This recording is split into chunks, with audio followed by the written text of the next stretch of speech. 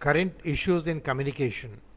Four current issues related to communication in organizations are: why do men and women often have difficulty communicating with each other? What role does silence play in communication? What are the implications of the politically correct movement on communications in organizations? And how can individuals improve their cross cultural communication? Silence as communication. Silence, defined here as an absence of speech or noise, has been generally ignored as a form of communication in OB because it represents inaction or non behavior. But it is not necessarily inaction, nor is silence, as many believe, a failure to communicate. It can, in fact, be a powerful form of communication.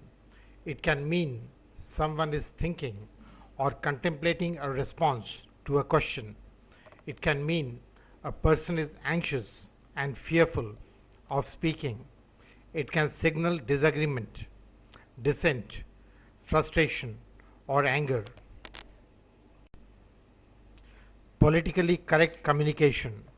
Most of us have cleansed the words handicapped, blind, and elderly from our vocabulary and replaced them with terms like physically challenged, visually impaired, and senior. We must be sensitive to others' feelings. Certain words can and do intimidate and insult individuals. But there's a downside to political correctness. It's complicating our vocabulary and making it more difficult for people to communicate. To illustrate, garbage is post consumer waste material, bald is follically challenged. Cross cultural communication. Barriers are caused by semantics. English terms such as efficiency, free market, and regulation are not directly transferable into Russian. Second, there are barriers caused by word connotations. Words imply different things in different languages. Negotiations between American and Japanese executives, for example, are made more difficult because the Japanese word hi translates as yes, but its connotation may be yes, I am listening rather than yes, I agree. Third, barriers caused by tone differences. In some cultures, language is formal, in others, it is informal. In some cultures, the tone changes depending on the context. People speak differently at home, in social situations, and at work. Using a personal, informal style in a situation in which a more formal style is expected can be embarrassing. Fourth, there are barriers caused by differences in perceptions.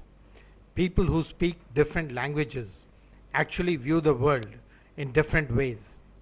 Eskimos perceive snow differently because they have many words for it. Cultural context. Countries like China, Korea, Japan, and Vietnam are high context cultures.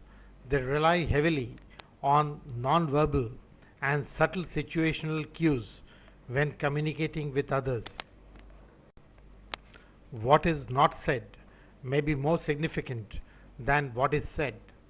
A person's official status, place in society, and reputation carry considerable weight in communications.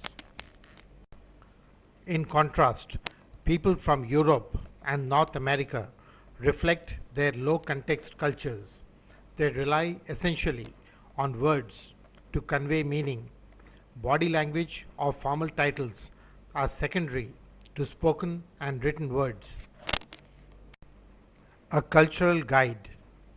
Assume differences until similarity is proven. People from different countries often are very different from us. So you are far less likely to make an error if you assume others are different from you rather than assuming similarity until it is proven.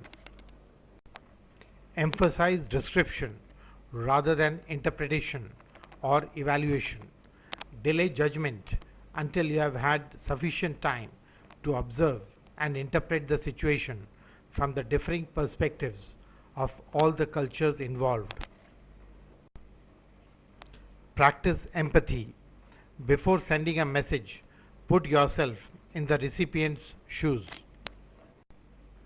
Treat your interpretations as a work hypothesis. Treat your interpretation as a hypothesis that needs further testing rather than as a certainty.